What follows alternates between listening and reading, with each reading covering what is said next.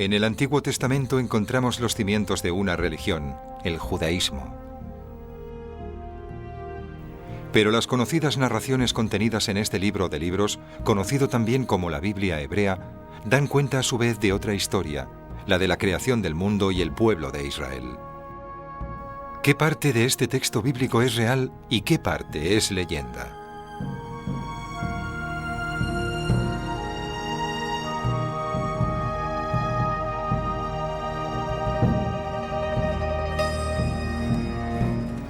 Israel Finkelstein y Neil Silverman llevan décadas investigando el pueblo que escribió el Antiguo Testamento. Nos unimos a ellos en Megiddo.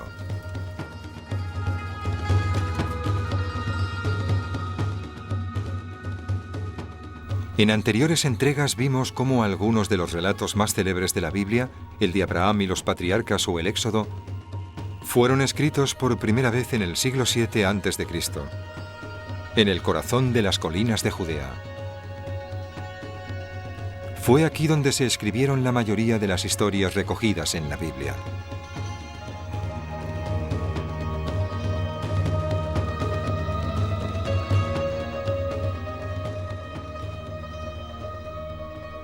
Estas narraciones devuelven a la vida a un complejo mundo antiguo, su ruido y su pasión, los conflictos y las alianzas, sus héroes y sus conquistas. Una historia cercana a la de todos los pueblos, pero que en este caso originó un libro único.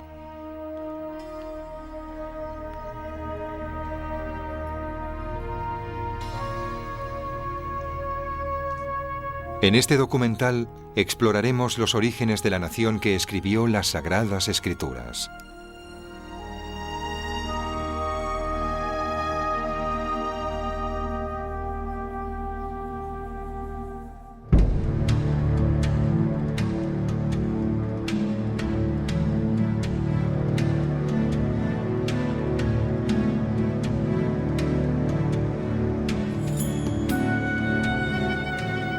Desenterrar la Biblia. Los Reyes.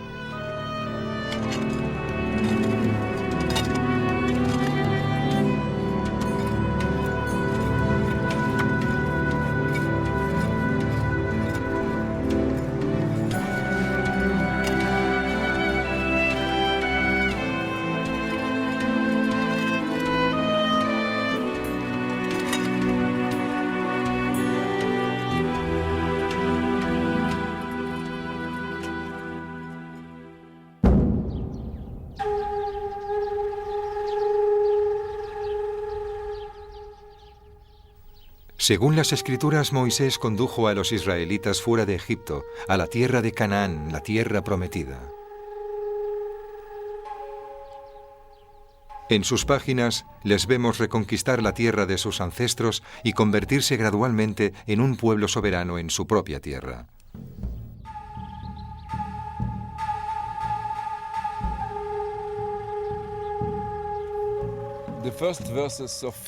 Los primeros versos del libro de Josué dicen: tras la muerte de Moisés, el sirviente del Señor, el Señor le dijo a Josué, hijo de Nun, ministro de Moisés: mi sirviente Moisés ha muerto.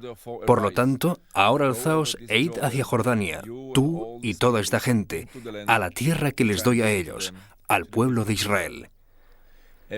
Cada lugar que pisen las suelas de vuestros zapatos os lo entrego, como se lo prometí a Moisés. Este es el inicio de una gran saga y la gran epopeya de la conquista de Canaán en el libro de Josué. Y la Biblia cuenta la historia paso a paso. De aquí a Jericó, de Jericó a Ahí, de ahí a la guerra con los reyes del sur, y luego a Azor y los reyes del norte. Y es una historia maravillosa. Una fabulosa odisea llena de guerras, de conquistas y valentía. Y la pregunta ¿es esta historia real? ¿Ocurrió realmente tal y como se describe en el texto de la Biblia, en el libro de Josué?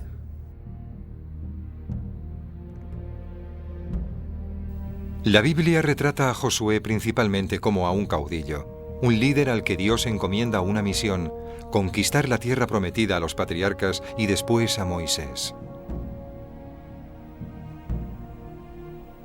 Josué invadió el territorio de Canaán encabezando un enorme ejército de tribus israelitas aliadas. Cruzó el río Jordán y atacó y conquistó las ciudades de la región una tras otra en una invasión relámpago.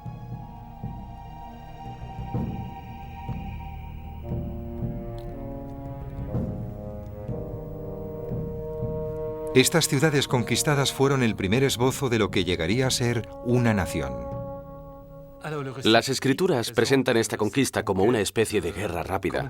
En total duró 2 semanas y se exterminó a la práctica totalidad de la población. No hubo piedad alguna para el pueblo de Canaán. Pero no se nos explica por qué. No se nos dice que fue porque adoraban falsos dioses o porque eran particularmente malvados. Al contrario, no se da ninguna razón. Lo importante es constatar que todos estaban entregados a la destrucción, tal como dice el texto bíblico. La voz utilizada es herem, que significa que todo debe destruirse para ser devuelto a Yahvé.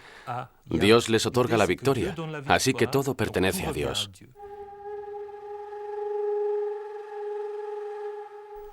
La conquista de Canaán, seguida de su división, son la base del libro bíblico de Josué.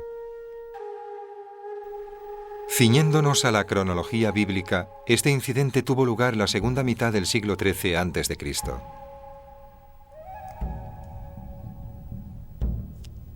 Los arqueólogos han localizado y excavado la mayoría de las ciudades que aparecen mencionadas en el texto. Así pues, es necesario estudiar estas excavaciones con detenimiento. El yacimiento más importante para esta parte de nuestra investigación es Jásor, en Galilea. La Biblia la describe como una ciudad de alto rango, la principal de todos esos reinos.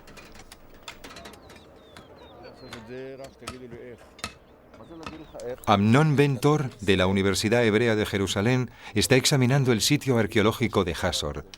Continúa una tarea que inició en los años 50 el prestigioso arqueólogo y militar israelí Yigael Yadin. Se cree que algunos de los restos aquí descubiertos formaban parte de un palacio y un templo destruidos por un violento incendio en el siglo XIII a.C. Estas son las huellas del desastre. Estamos en la entrada del palacio de Azor de la Edad de Bronce tardía, en la Azor canaanita. Estas son las huellas de la catástrofe, que se pueden ver por todas partes. Miren los ladrillos de barro fundidos. Se necesitan 1300 grados centígrados para fundir un ladrillo de barro.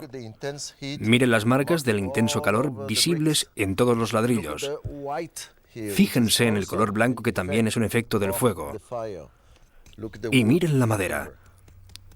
Todo esto nos muestra la violencia que debió ser la destrucción del palacio de Azor. Observen estas piedras de basalto rojas. Miren esto. Un calor normal no provoca esto, solo un fuego muy intenso. Vean lo que ocurre en las paredes. Miren la ceniza. Miren la madera. Aquí hay señales de madera en las paredes. Miren donde miren, vayan donde vayan, encontrarán los mismos signos de destrucción.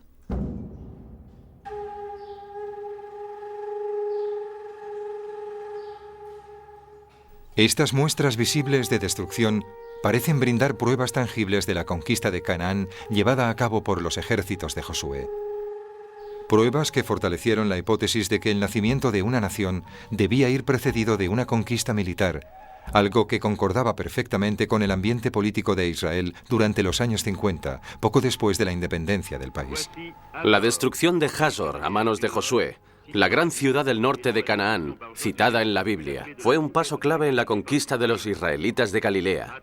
El doctor Yadin y sus compañeros esperan alcanzar la capa en la que se encuentra la ciudad destruida. En 3 temporadas de excavaciones, la expedición ya ha encontrado los restos de varias ciudades israelitas construidas sucesivamente sobre las ruinas de antiguas ciudades. Se han descubierto preciosas reliquias que amplían nuestro conocimiento de la historia y la vida de la gente en esa época. La excavación de Jásor, que finalizará el verano que viene, ha escrito un nuevo e impresionante capítulo en la investigación bíblica y el conocimiento universal de la historia antigua, de la relación entre el pueblo judío y la tierra de Israel. Alrededor de los años 50 en Israel, la arqueología despertó un gran entusiasmo, ya que el Estado necesitaba encontrar su historia. Los líderes de este movimiento fueron David Ben Gurión, el primer ministro de Israel, y antiguos líderes militares como Yigael Yadin o Moshe Dayan. Los hechos parecían hablar por sí mismos. En muchos de los yacimientos arqueológicos del país se encontraron huellas de destrucción similares.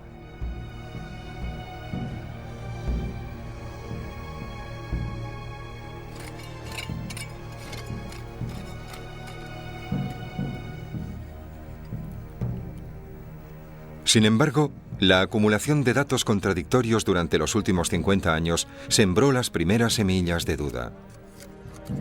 Así pues, tenemos que volver al principio y volver a examinar yacimiento a yacimiento los cimientos de la hipótesis de la conquista de Josué y sus ejércitos de la tierra prometida.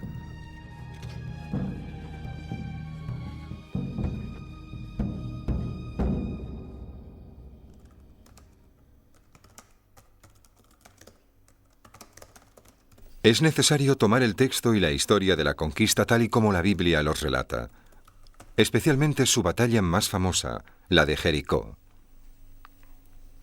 Encontramos una impresionante cantidad de información relacionada con Jericó. Es uno de los yacimientos más excavados del Levante. Varias expediciones se han relevado desde principios del siglo XX. ¿Cómo explica la Biblia el sitio y caída de Jericó? Todo el mundo conoce el método utilizado para derribar los muros de la ciudad, las famosas trompetas de Jericó.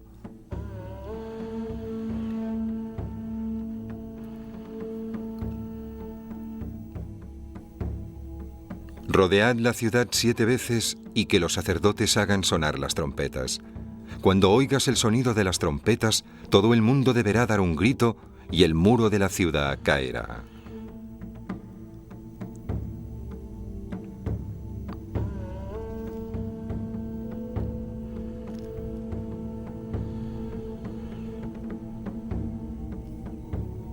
Siguiendo lo que cuenta la Biblia, los primeros investigadores creyeron que algunos de los restos aquí descubiertos pertenecían a la ciudad destruida durante el ataque de los ejércitos israelitas.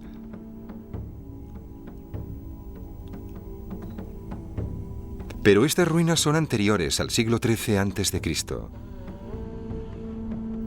La arqueóloga Kathleen Kenyon fue la primera en concluir que no había muros que pudieran venirse abajo en Jericó en la época que la Biblia sugiere.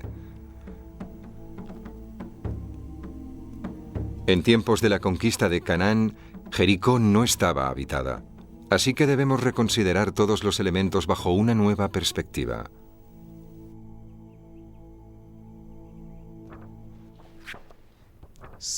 No es historia en el sentido estricto de la palabra. Y en el caso de Jericó, también puede aplicarse a otros lugares mencionados en la tradición de la conquista que recoge el libro de Josué. Muchas de las ciudades citadas no estaban habitadas durante la Edad de Bronce tardía. No había nada.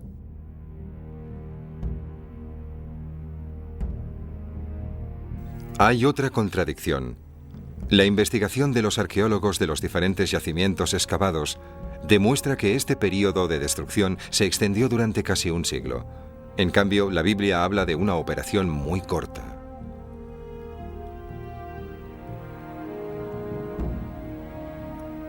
Aunque se destruyeron algunas ciudades, no todas fueron arrasadas al mismo tiempo.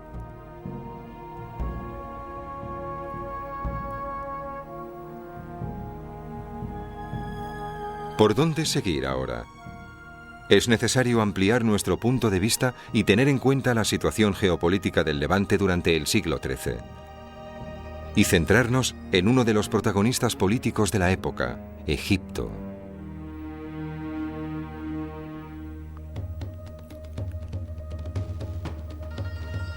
Se han descubierto casi 400 tablas cuneiformes pertenecientes al siglo XIV a.C. en Tel el Amarna, en el Medio Egipto. Contienen cierta información sobre la región que nos ocupa.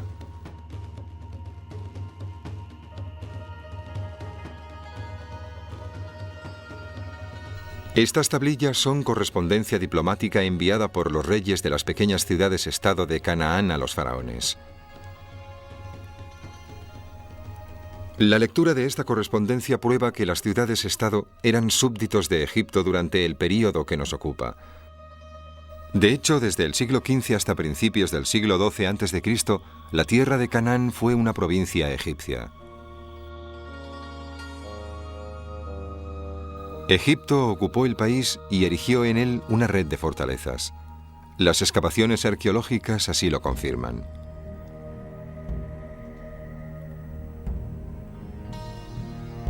En los años 20, una de esas fortalezas se excavó en Bet Shean, al sur del mar de Galilea.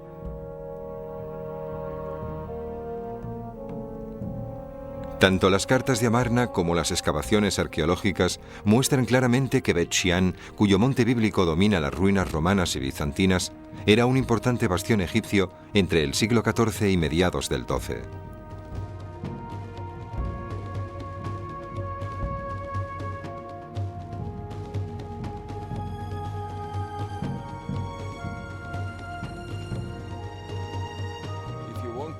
Para entender cómo los egipcios dominaban totalmente el país y el campo, se tiene que venir aquí, a una residencia como esta. Aquí estaba destacada una gran guarnición, con escribas, soldados, administradores, y todo estaba bajo el control de los egipcios. Lo que significa que a 20 o 30 kilómetros de aquí, si alguien quería tomar alguna iniciativa económica o política, tenía que venir a Bet Shean para que ésta fuera aprobada por los egipcios. Eran los señores del país.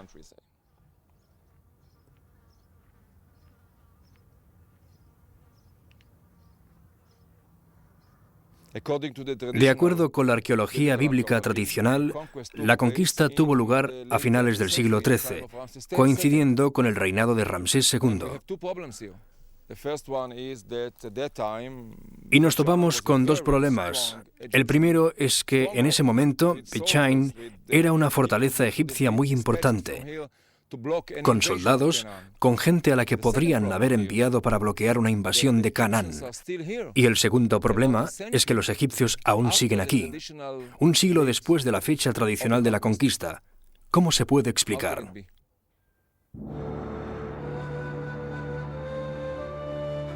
Así que las excavaciones arqueológicas nos dicen que la conquista no ocurrió. Sin embargo, hay dos preguntas que siguen sin respuesta. ¿Cómo se explican las evidentes pruebas de destrucción encontradas en muchos de los yacimientos?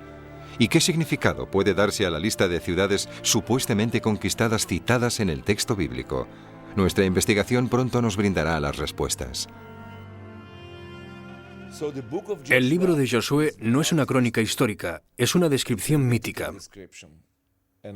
Al igual que en el caso de los patriarcas o el del Éxodo, cuenta la historia de la etapa de formación de la vida de la nación. Y como tal, está llena de intervenciones divinas, valentía y milagros.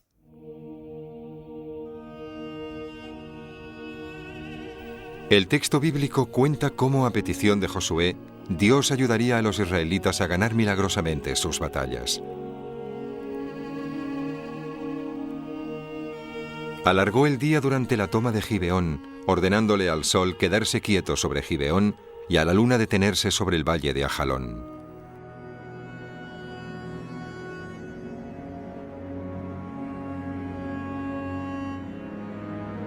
Y las Escrituras continúan diciendo: no hubo día como aquel, ni antes ni después, en el que Yahvé escuchara la voz de un hombre.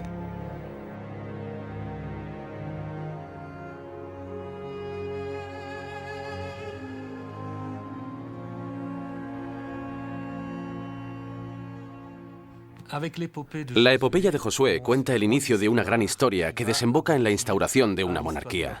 El libro de Josué es de hecho el primer episodio en la Biblia que acabaría mostrando por qué Israel escogió a un rey del mismo modo que lo habían hecho otros pueblos. Por eso no pasó de la noche a la mañana. Josué ya es descrito en la Biblia como si perteneciera a una estirpe real, ya que se le trata como a un rey. Pero tras el relato de Josué, nos encontramos con el llamado Libro de los Jueces. Los jueces eran líderes carismáticos que se alzaron durante un periodo caótico y anárquico, un momento en el que nada se daba por supuesto.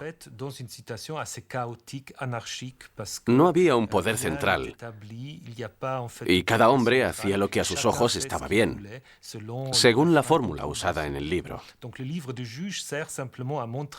Así que el Libro de los Jueces esgrime que no es posible organizar una nación en ausencia de un rey o un poder central. El libro de los jueces acaba con ese descubrimiento. Le sigue la historia de Samuel, que es el preámbulo histórico de la génesis de los reyes. Samuel sería quien elegiría primero a Saúl y después a David como rey de Israel.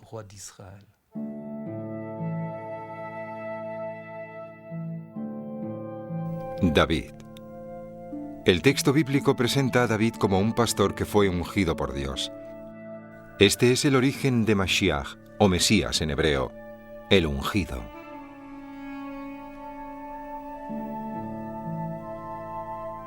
¿Existió realmente David? Mucha gente lo duda. Una inscripción descubierta en Tel Dan nos ofrece la respuesta. En ella se hace referencia a un rey de Damasco cuyos enemigos derrotados incluían a Ahasia, rey de la casa de David.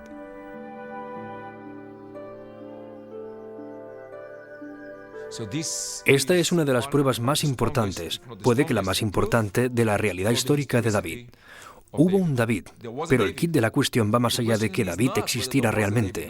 La principal incógnita es saber si el reino de David fue efectivamente un gran imperio. La Biblia describe específicamente a un imperio al que se alude como un gran territorio con Jerusalén en el centro. Con toda la pompa y ceremonia, el rey David llevó el Arca de la Alianza a Jerusalén, convirtiéndola así en la capital del reino.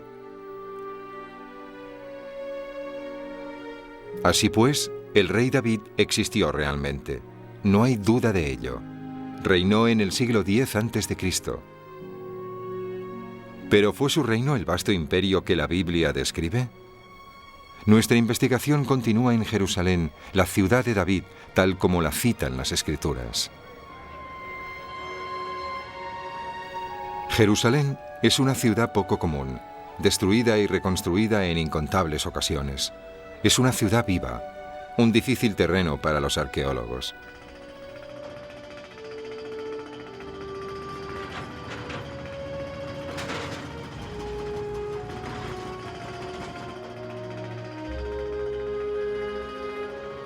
¿Es posible encontrar aún rastros de la capital de David? Con innumerables obstáculos que evitar, los arqueólogos tienen que empezar por retroceder de nuevo en el tiempo. Empiezan con los restos más recientes, los que han sido fechados de manera fiable, para remontarse después a los más antiguos, cuya cronología aún es incierta. Esta vez, nuestra investigación nos conducirá a necrópolis de finales del periodo monárquico que se construyeron fuera de la ciudad.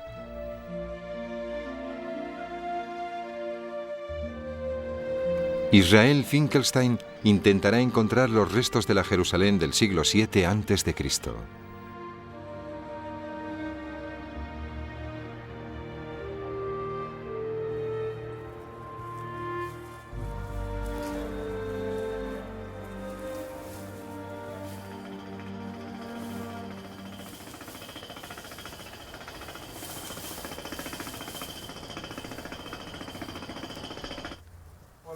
No vengo aquí desde hace 20 años.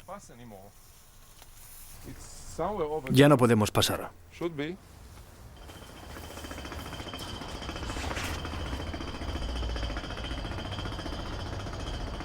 En algún lugar por ahí debería ser. Está bien.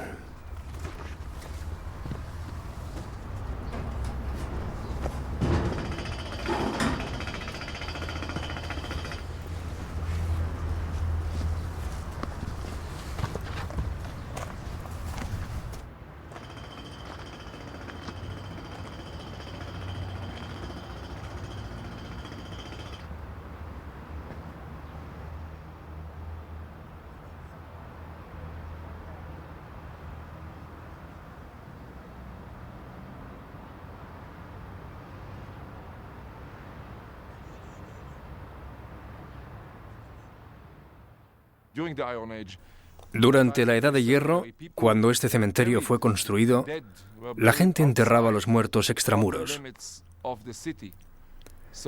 Así que, trazando la disposición de los cementerios de Jerusalén, conseguimos envolver una especie de círculo alrededor de una zona vacía, sin tumbas, y esa zona vacía, la marca negativa sin tumbas en el centro, es, de hecho, la zona que ocupaba la ciudad durante la Edad de Hierro.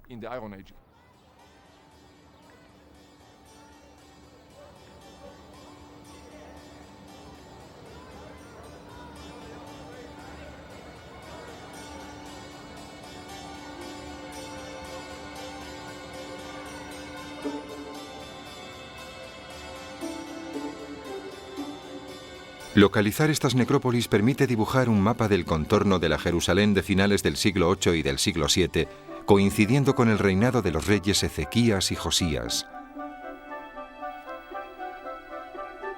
Pero esta gran ciudad muestra la Jerusalén más reciente, de la época en la que Judea era ya un próspero estado. Y la ciudad de David, que debe ser 2 siglos más antigua. La ciudad que buscamos tiene que estar en algún lugar dentro de estos contornos. Nuestra investigación se centrará en la cadena Ir David, al sur del Monte del Templo.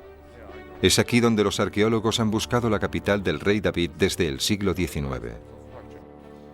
Nos encontramos en la ladera superior, la parte de arriba de la ladera, en el valle de Kidrón. En la parte inferior vemos 2 casas y media de la Edad de Hierro tardía. Y sobre ellas descubrimos algo realmente extraño. Es lo que llamamos una estructura escalonada. No son escalones para subir a una colina, son solo un revestimiento. La cubierta de la ladera, que está muy suelta, hecha de escombros que podrían caer durante un pequeño terremoto y destruir la ladera. Y con ellos llevarse cualquier cosa que tuvieran encima. Esto indica que en la Edad de Bronce tardía y en la Edad de Hierro temprana, aquí hubo actividad humana, que fue habitado, pero a muy pequeña escala. Tal y como yo lo veo, aquí existió un pequeño pueblo en el siglo X. Pero era pequeño y estaba aquí, en las montañas de la ciudad de David, no en toda la cadena. Estaba exiguamente poblado, no estaba fortificado y carecía de monumentos. Estoy de acuerdo. Estoy de acuerdo en que era un lugar muy pequeño. Jerusalén en la Edad de Hierro era muy pequeño. Y esto no encaja. La arqueología y los textos describen 2 naturalezas. No hablo de su existencia, sino de su naturaleza.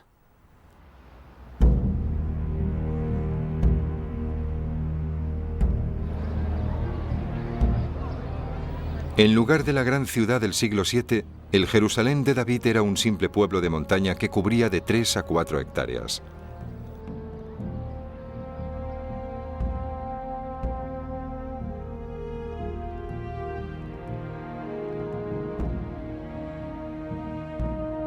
Concluimos, pues, que David no construyó una capital distinguida. En la Biblia se le describe sobre todo como un conquistador.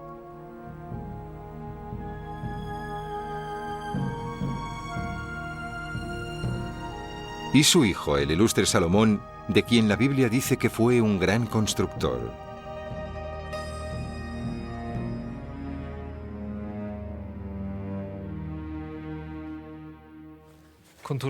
La historia bíblica de Salomón parece sacada de las 1001 noches. Salomón es el rey sabio por excelencia, el del famoso juicio de Salomón. Pero también era alguien tan afamado que incluso la reina de Saba vino a visitarle para conocer al hombre de cuya sabiduría se hablaba incluso en la lejana África. Se dice que el imperio de Salomón era tan enorme que ningún otro imperio podía competir con él. Y Salomón también fue el constructor del templo que permitió al Dios de Israel encontrar un lugar de descanso en la tierra prometida.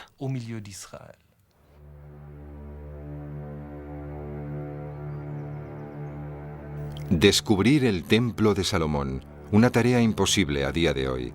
La sensibilidad religiosa, en especial con respecto al monte del templo, imposibilita investigar ciertas zonas. Así que tenemos que buscar pistas en las entrañas de la ciudad de David.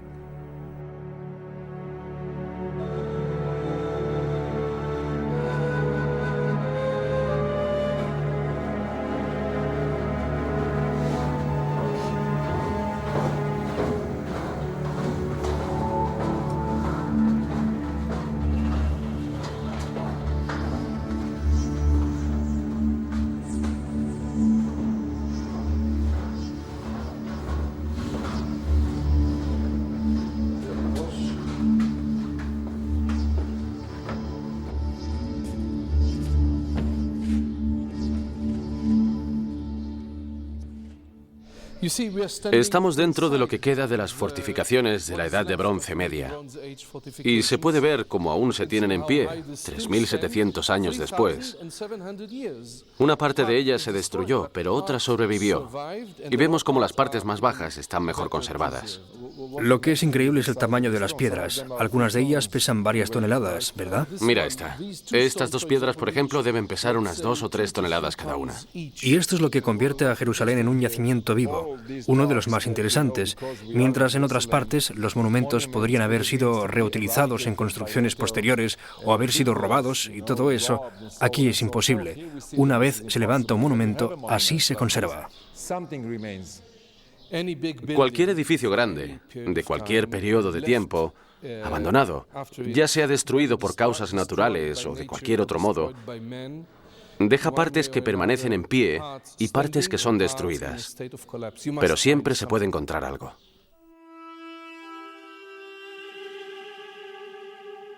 De la misma manera que la Jerusalén de David, la capital de Salomón, era un pueblo exiguo. ¿Y el resto del reino? En los años 60, el arqueólogo y militar israelí Yigael Yadin inició unas excavaciones en Meguido, uno de nuestros referentes arqueológicos.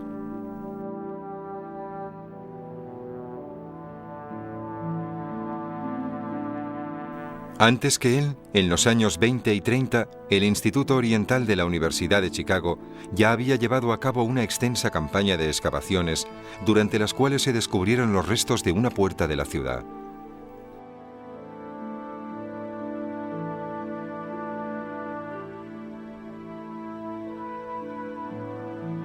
Esta puerta, de la que solo ha sobrevivido un lado, tiene un diseño poco común.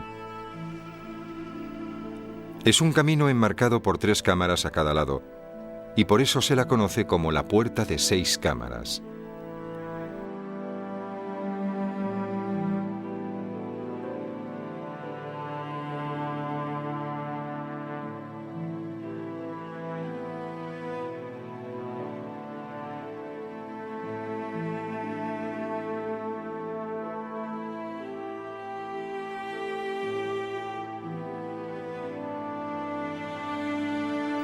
Yigael Yadin no escogió Meguido al azar.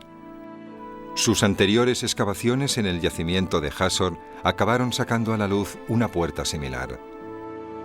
Yadin prosiguió su exploración en otro yacimiento, el de Geser.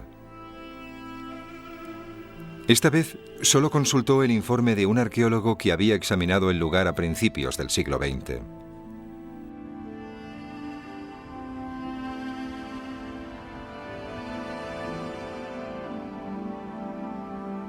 Yadin descubrió una puerta similar en el diseño de un pequeño fuerte que se construiría más tarde. Una puerta similar en diseño y en tamaño a las de Meguido y Hasor.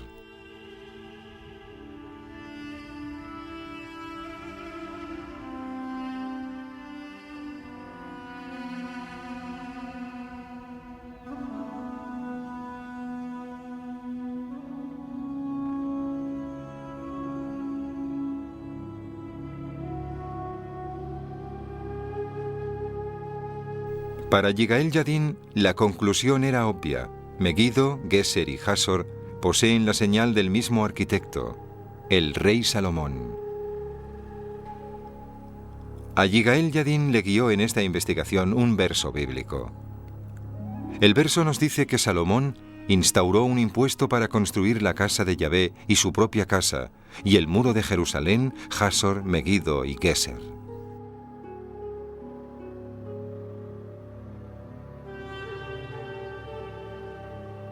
Así que Salomón era un rey constructor a la cabeza de un imperio.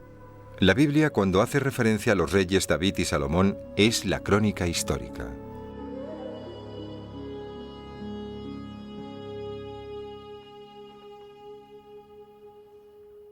Pero nuevamente, la realidad demuestra ser ligeramente más complicada. Recientes investigaciones estratigráficas han revelado que la puerta de Meguido se construyó después de la de Hasor. También se ha demostrado que este tipo de puerta ya existía en el siglo VIII. A Israel Finkelstein le preocupan estas contradicciones.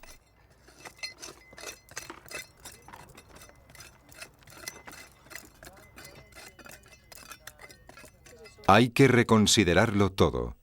Una nueva cronología basada en procedimientos científicos tendrá que estudiar los estratos y los vestigios monumentales.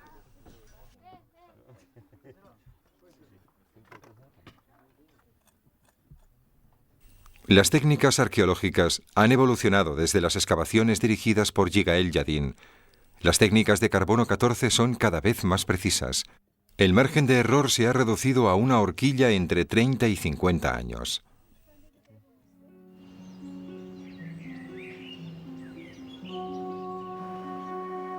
Así pues, se toman muestras orgánicas de las capas que señalan períodos de destrucción de muchos yacimientos, incluido Meguido. Incluyen semillas y huesos de olivas que proporcionan una aproximación temporal mucho más fiable debido a sus limitados ciclos vitales.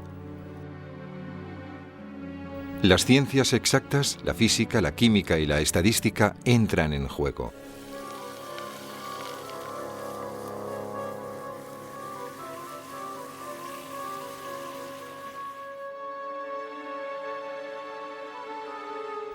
Los resultados provocan un cambio drástico en todas las conjeturas e hipótesis formuladas sobre David y Salomón y sus épocas respectivas.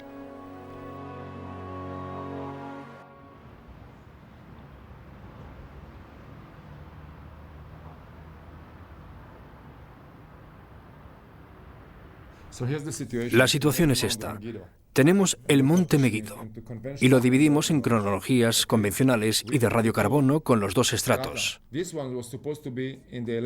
Este se suponía que pertenecía al siglo XI a.C. y ahora, según los resultados del radiocarbono, vemos claramente que es imposible esta cronología, que realmente pertenece al siglo X. Esto significa que el estrato que se había fechado en el siglo X no puede corresponder al siglo X, sino al siglo IX a.C. Es decir, un siglo antes de Salomón. Todo un conjunto de certezas fundamentadas solo en suposiciones se ha venido abajo. Las piezas del puzzle ya no encajan. Tras reconsiderar el imperio de David, ahora le llega el turno a Salomón. ¿Cuál era la situación en el siglo X? Es confuso. Jerusalén es un pueblo pequeño. No encontramos nada monumental. No hay pruebas reales de que fuera una gran capital. A pesar de las pruebas bíblicas.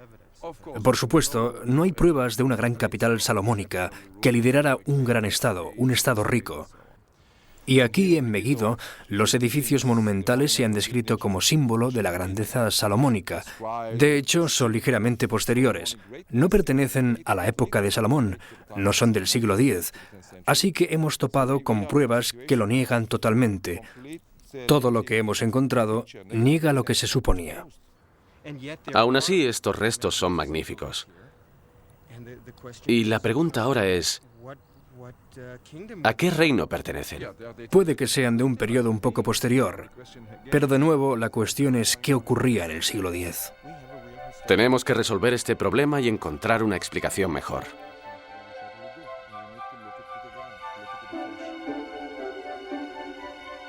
Como ocurre a menudo en estos casos, cuando las incertidumbres llegan a su cúspide, se descubre una nueva pista. Norma Franklin forma parte de la expedición de Meguido desde hace años. Ha notado que la mampostería de un palacio que Yadin atribuyó a Salomón exhibe marcas de albañilería muy poco frecuentes.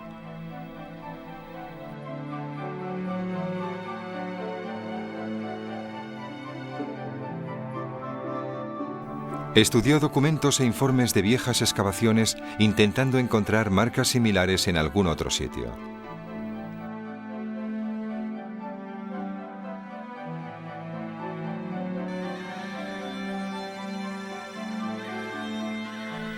Descubrió que esas marcas solo se habían detectado en otro edificio, un solo edificio en todo el país.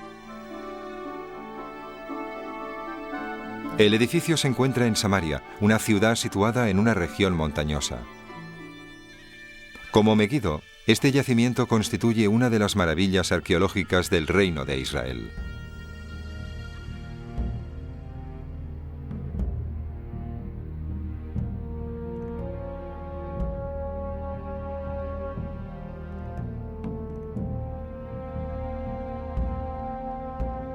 La solución a nuestros enigmas se encuentra aquí, oculta entre estas verdes colinas.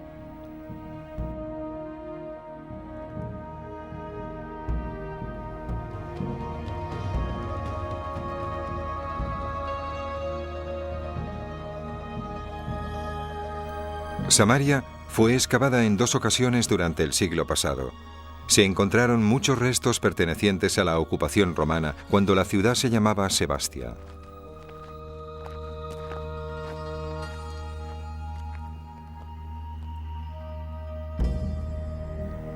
Fue construida por un rey llamado Omri en el siglo IX a.C.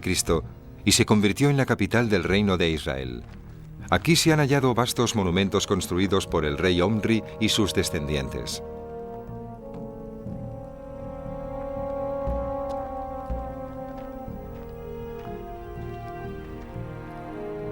La Biblia considera a la dinastía Omri como una estirpe de reyes libertinos y renegados, los infames reyes malditos. Pero fuentes ajenas a la Biblia nos proporcionan una imagen totalmente distinta. Ahab, el hijo de Omri, es considerado un gran monarca. Parece que se ha encontrado la pieza del puzzle que faltaba. Cuando llegas a Samaria y ves ese edificio monumental, ese palacio construido por Omri, es algo que contradice totalmente lo que nos han contado. Que el reino de Omri es un reino disidente, un reino pequeño. De hecho, es lo contrario. Podemos constatar visualmente, visiblemente, que se trata de un edificio monumental, un edificio que solo podía ser erigido por un rey fuerte y poderoso. Así que esto nos dice que no podemos seguir ciegamente la Biblia. Tenemos que mirar a nuestro alrededor y ver qué más tenemos del mismo período. Todo conduce a creer que se trataba de un rey fuerte y poderoso, un rey que tenía en sus manos los recursos necesarios para construir un palacio increíble. Así que nos enfrentamos a un reino muy poderoso, a un rey muy fuerte. Lo que nos dicen lugares como Samaria y Megiddo, al estudiar los palacios de esos yacimientos, es evidente que el reino más rico y más fuerte, el mejor conectado internacionalmente, era el reino del norte, Israel, mientras que Judea, en el sur, era pequeño, pobre y marginal.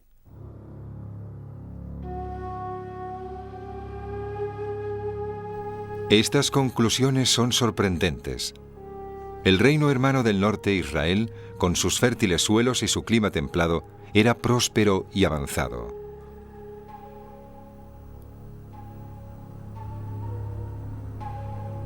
Sin embargo, el reino del sur, Judea, con sus colinas rocosas y su escasa población, a duras penas podía pensar en superar la economía de subsistencia. Ambos compartían la tierra de Canaán. Uno era fuerte, el otro débil. Y aún así, sería el reino débil, el hermano pequeño, Judea, el que escribiría la historia de la familia. Y se atribuiría el éxito de los grandes reyes del norte.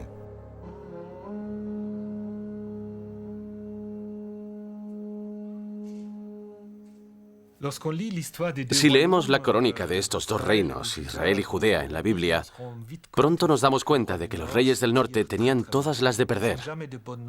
Se evalúa a todos los monarcas y no importa lo que hicieran los reyes del norte, siempre tienen valoraciones muy pobres. Simplemente porque la historia se escribe desde la perspectiva del sur. Es decir, que a los reyes siempre se les juzgaba teniendo en cuenta que Jerusalén es el único santuario legítimo. Así pues, los reyes del norte no tenían ninguna posibilidad de obtener una buena evaluación en el libro de los reyes.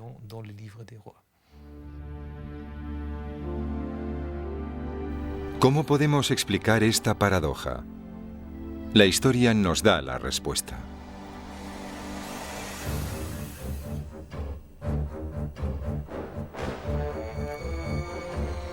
Durante el siglo VIII, las ansias políticas asirias destruyeron los sueños del reino del norte. El reino de Israel fue borrado del mapa, y Judea se quedó sola para defender el patrimonio israelita.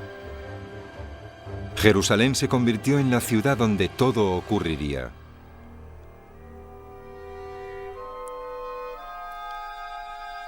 Volvemos a situarnos a finales del siglo VII a.C. Un joven rey, Josías, al que ya conocemos, reina en Judea. Tiene la misión de conquistar los territorios del reino perdido de Israel. Cree que posee tanto los medios como la obligación de salir airoso. El imperio asirio estaba marchitándose. Todos sus esfuerzos se centraban en los problemas que habían surgido en el nordeste.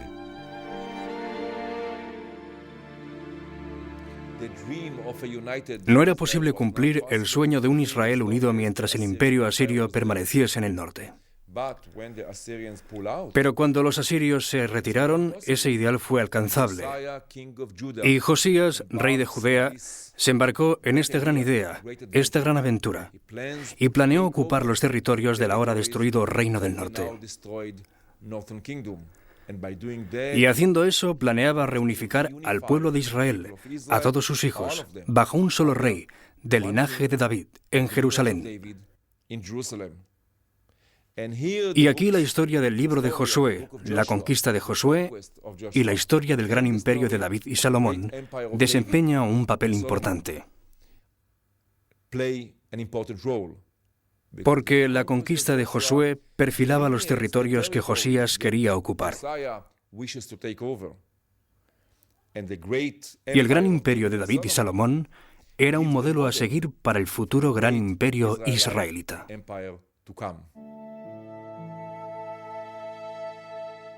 Casi hemos llegado al final de esta historia. La saga bíblica de la conquista, escrita en pasado, contiene una promesa para el futuro, un ideal. La conquista de Josué es, de hecho, la conquista que Josías esperaba conseguir.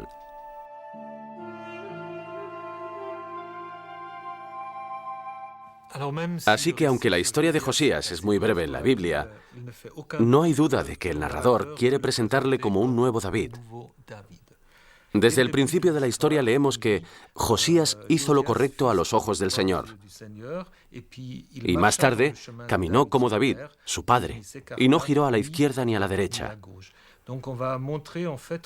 De hecho, se demostrará que en todo lo que hizo fue el digno sucesor del fundador de la dinastía, y se dejará al lector con una única conclusión posible, que estamos frente a un nuevo David.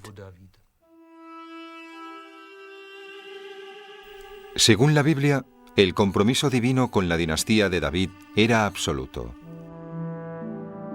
Esa promesa, documentada en el texto bíblico, convierte la misión de su descendiente Josías en ineludible. Su plan conlleva la realización de esa promesa.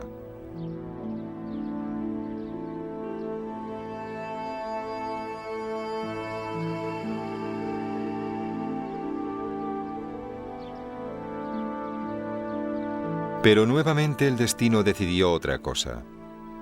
En Meguido se fraguaba una tragedia. Egipto, a la que habían olvidado, volvió a escena con sed de venganza. El faraón Necao II mandó llamar a Josías y le asesinó. La muerte de Josías cambió drásticamente el concepto del Mesías. Hasta su reinado, todos los sucesores de David eran conocidos como el Mashiach, el ungido. Y eso constituía realmente un símbolo de su legitimidad como sucesores al trono de Judea. Pero con la muerte de Josías, todo cambió.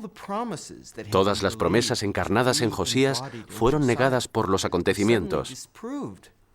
La muerte de Josías acabó con las expectativas del pueblo en la estirpe real y anuló cualquier tipo de cambio que diese pie a una esperanza de futuro.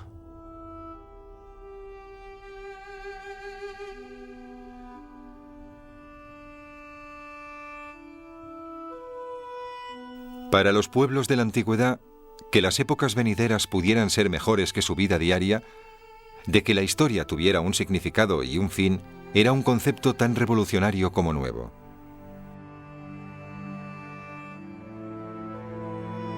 Hoy en día, la fe en la llegada del Mesías se encuentra en la base de la liturgia judía. Un rey de la casa de David llegará un día para realizar el sueño de Josías, un reino terrenal que llevará a cabo una misión divina.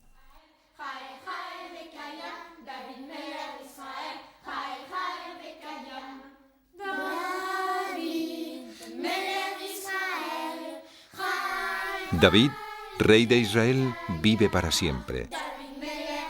Este credo ha generado una forma de fe inquebrantable. Es el tercer pilar del judaísmo.